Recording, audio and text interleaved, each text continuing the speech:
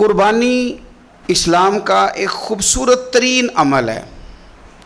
یہ محبوب ترین عبادت ہے اللہ تعالیٰ کی۔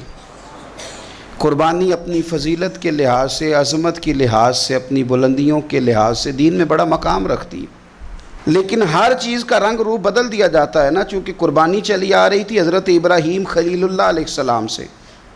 تو اہل عرب جو تھے مشرکین مکہ قربانی کا تعارف وہ بھی رکھتے تھے، پر وہ قربانی کی حقیقت کو، قربانی کی حکمت کو، قربانی کے حسن کو، قربانی سے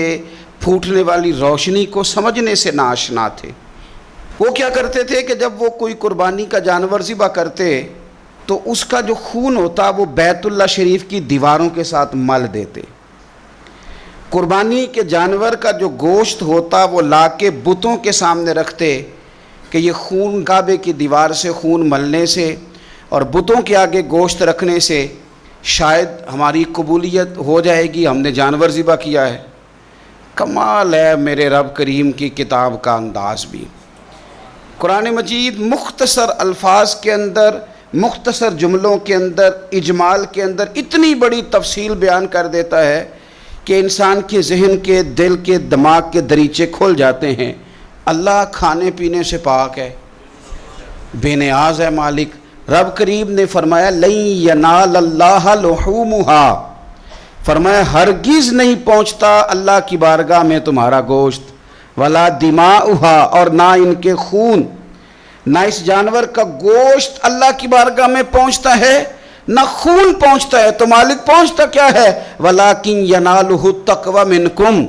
بلکہ رب کی بارگاہ میں تو تمہارے دلوں کا تقویٰ پہنچتا ہے۔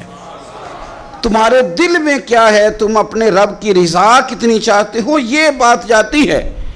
گوشت اور خون تو یہاں رہ گیا، فرمایا نہ اللہ کی بارگاہ میں خون پہنچ رہا ہے جانور کا، نہ گوشت پہنچ رہا ہے، دل کا تقویٰ پہنچ رہا ہے۔ معنی کیا ہے کہ جانور خریدتے وقت بھی اپنے دل سے پوچھنے نا تیرا دل کیا کہتا ہے، نیت کس سے جانور تو لے رہا ہے، تیرا ارادہ کیا ہے، اور جب تو ذبح کرے تو بھی اپنے دل پہ توجہ رکھ، تیرے دل میں اس کے لیے کیا ہے، تیرے دل کے اندر تقویٰ کتنا ہے، اللہ کی رضا حاصل کرنے کا جذبہ کتنا ہے۔ اور جب تو اس کا گوشت بانٹے تو پھر بھی تیری نظر آنے والے بندے پر نہیں ہونی چاہیے، جس گھر میں گوشت جا رہا ہے اس گھر پر تیری نظر نہیں ہونی چاہیے، بلکہ تیری نظر تو رب کی رضا پہ رہنی چاہیے۔ اللہ کی بارگاہ میں جو چیز جائے گی وہ دل کا تقویٰ جائے گا، اپنے دل پر محنت کی جائے، دل کی خواہشات، دل کی نیتوں کو، ارادوں کو صحیح کیا جائے۔ ایک آیت نے سارا فلسفہ بیان کر دیا کہ نہ وہاں خون جاتا ہے نہ گوشت جاتا ہے، وہاں تو تمہارے دل کا تقویٰ جاتا ہے، تو جس چیز نے وہاں جانا ہے اس پر زیادہ توجہ ہونی چاہیے تھی، اس کا زیادہ خیال ہونا چاہیے تھا۔ یہ فلسفہ ہے قربانی کا کہ آپ کی نیت کیا ہے، کسی کام کے لیے آپ کا ارادہ کیا ہے۔